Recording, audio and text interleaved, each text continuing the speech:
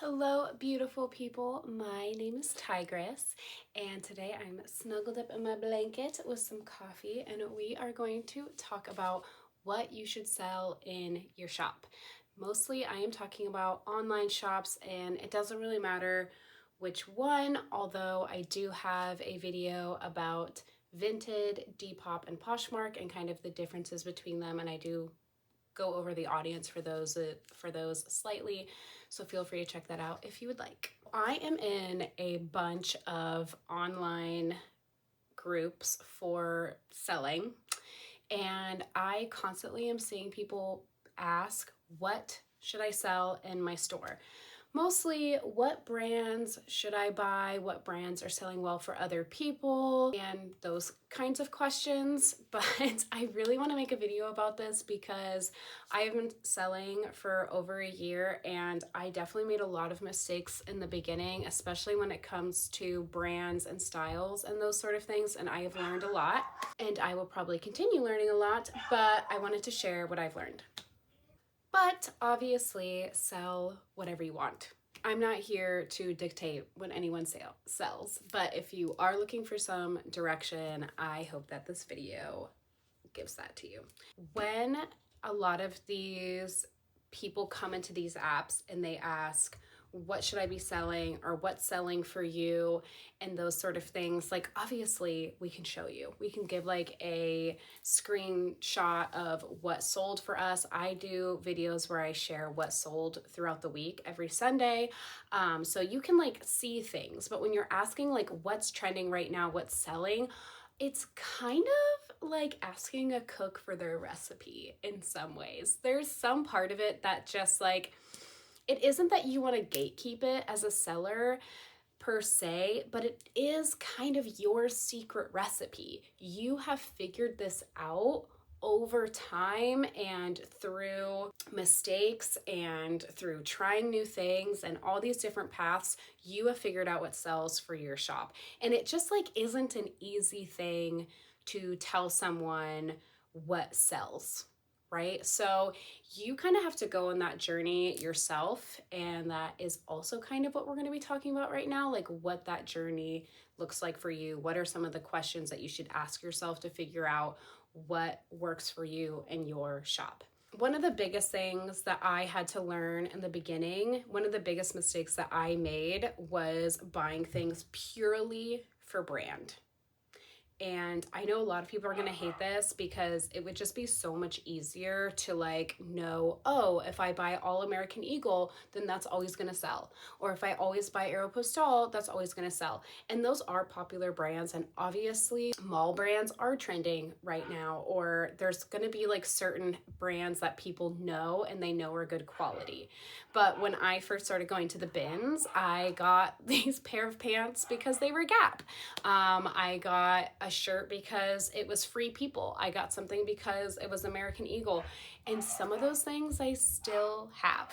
So unfortunately, there's no just like one brand that you can buy that is going to ensure sales. It really is about style. And part of that is because most of these brands, even though they're not considered fast fashion, they are still cycling through different styles every year depending upon what's trending.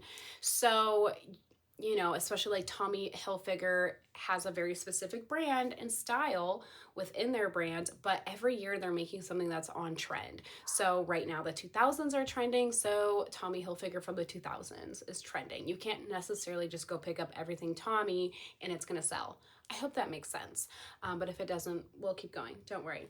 So what's really important is to focus on what style of clothing you are selling and what style is that. How do we figure that out? I think like it can be frustrating at first to hear that, especially any sort of marketing that whenever you're looking at marketing and you're first learning about marketing, the first thing they always say is like find your niche. And I think that is really frustrating when you're first starting out because you don't necessarily know enough.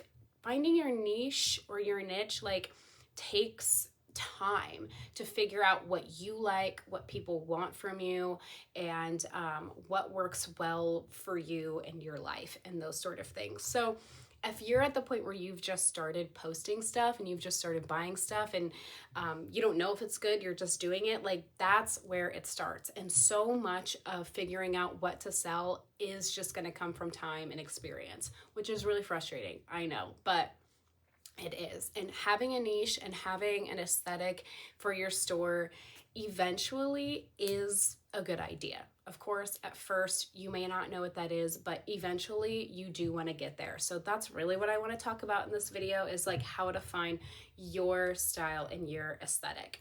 So something that has really come through for me through my process of elimination and mistakes and things is knowing who I am and how I grew up. And that just naturally has showed up, I have observed. So I grew up in California, and my mom was a teenager of the 60s, an adult through the 80s. And then I also had these siblings that were teenagers in the 90s and were super into like grunge and skater and biker wear. And then my mom wore like motorcycle biker wear. My siblings were like bicycle wear. And also had like a flair of her like boho hippie from the 60s, which is very California in general, like kind of capsulated, concentrated. It's like boho and grunge and like skater and that sort of thing. But there also is like a lot of fucking rich people in California. And so there's definitely an air of preppy that I grew up around a lot of people at my school, and that heavily influenced my style. My shop, I realized, is this combination of boho and preppy and grunge, because those are the things I grew up around. So those are the things I know the most. They live inside of me. I literally cannot escape them. Even if some of the things like I won't wear, because I'm definitely more like femme romantic, but I also like bounce between the three myself. But sometimes I'll get something from my shop and I'm like, this is really hippie, like I probably wouldn't wear this, or this is like really grunge, I probably wouldn't wear this. But I understand that subgroup, I understand that aesthetic so well that I know that people who fit into those aesthetics are looking for this type of thing. I hope that made sense. And I want you to ask the same questions about yourself. Where did you grow up? What were you around a lot when you were older? I mean, when you were growing up? And also, what were you drawn to like on your own? Like maybe you played with Monster High dolls, or maybe, you know, you listened to a lot of like classical music and liked the kind of ballet stuff. Like what were your own like special interests that you had along with those things, and kind of hone in on like what are styles that come easy for you?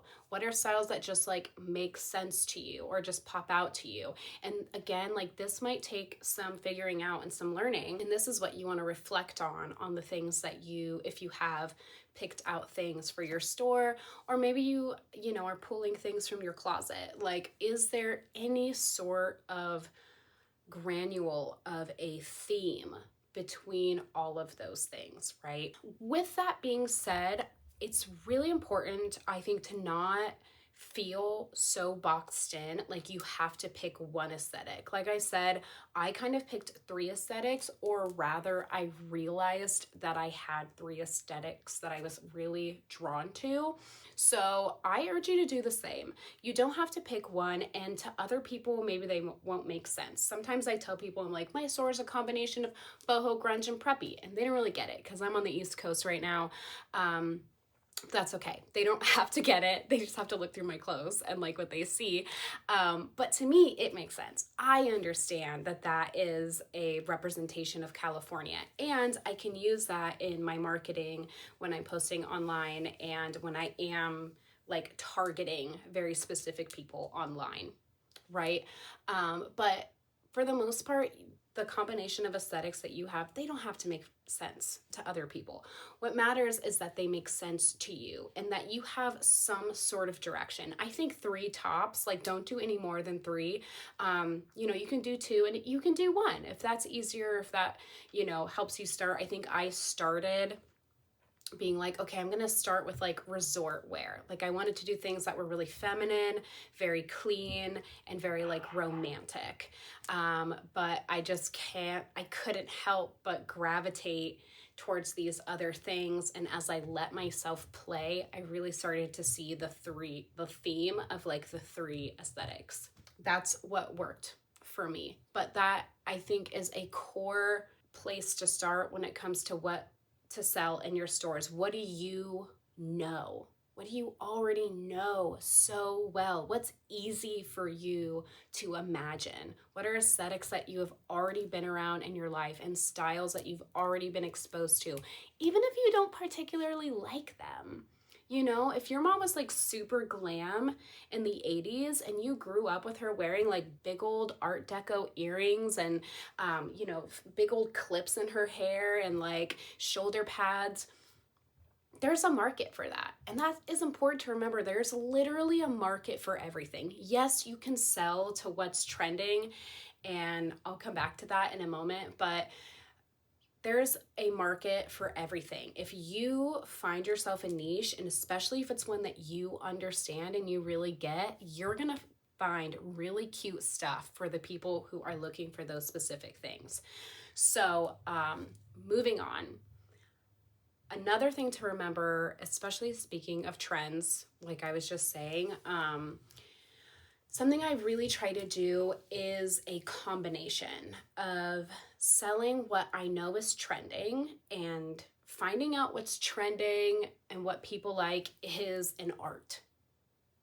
It really is. You are observing what you're seeing posted on social media accounts. You're observing what you see when you're out and about. You're observing what's being sold in like Target or TJ Maxx or like in stores right now. You're observing what's going on in a political climate. You're reading about fashion history, and because history repeats itself, so does fashion history. So knowing what's trending right now in itself is a whole thing to figure out, and honestly that's a whole nother video. But I always try to do a combination of having pieces that relate to what's trending, and then also having pieces and things that I just think are fucking cool, right? Things that like I just relate to, or I get, or I just find unique and cool. And so it's definitely a back and forth, and it's a balance. I think both are really important. It's important to have some things that are leaning towards a trend in some way. And I think that can be true no matter what your aesthetic is. There's always within the subgroups, there's always like a certain style that's trending, right? Even with goth, if you really like goth stuff right now, whimsy goth is very popular, or like pastel goth is also really popular. So figuring out like within your subgroup, what are the even micro groups within that are really having a focal point right now. But then also allowing yourself to pick out things that you really like is what keeps it fun. And it has to be fun. You cannot do this job. I can't speak for any other job, but fashion especially has to be fun. If you are in the world of fashion and selling clothes, which you are, it has to be fun. It has to feel fruitful. You have to be able to be creative. And that is a part of what will keep you thriving and keep you moving forward, because this is a lot of work. It is very demanding after a while, especially if you are posting frequently. I know some people just get like huge dumps from stores, like liquidation and stuff, and then they just sell like randomly. Honestly, I can't speak for that. I don't know how sustainable that is. For me, I could not do that, because there is something about the picking out the pieces, at least for me, that's really important, that really pushes me to keep going, because just taking pictures of things over and over and posting them on all the different sites is a lot of work. Even though I do like photography too. So definitely be in it because you enjoy it. Find the joy. Very, very important to find the joy. So a part of this is definitely like knowing your personal style. And if you don't know it yet, that might be a thing that happens because of all of this work. So as you're finding the style for your shop, you are inevitably figuring out your own personal style. And I think that the same thing that I said for the shop is true is for yourself. Like, don't feel like you have to pick one aesthetic or one style to put yourself in. We are multi-dimensional beings. We are like so complex, and there's never gonna be like one style that we fit in. And that's what makes us so unique. And also, like, that is what's gonna make your store not duplicatable. Does that make sense? Is that a word? Help. People can't copy you if you are an original, if you are being yourself, and if you are this unique combination of styles, no one's going to be able to copy you. So it really does so many things. It does so many things. If you know what you're selling, if you know the styles, then you're going to pick out cool shit. If you know yourself and you know the different combinations that you are, everything you have is going to be really unique and really cool. So that is where you want to focus. I will say this over and over again. Fuck a brand. You don't need to know a brand. To some extent, your customer might care about a brand. And there are moments when that matters. But style is going to trump brand every single time. Maybe the exception being a Coach bag. Because them girlies, ooh, they obsess over those Coach bags.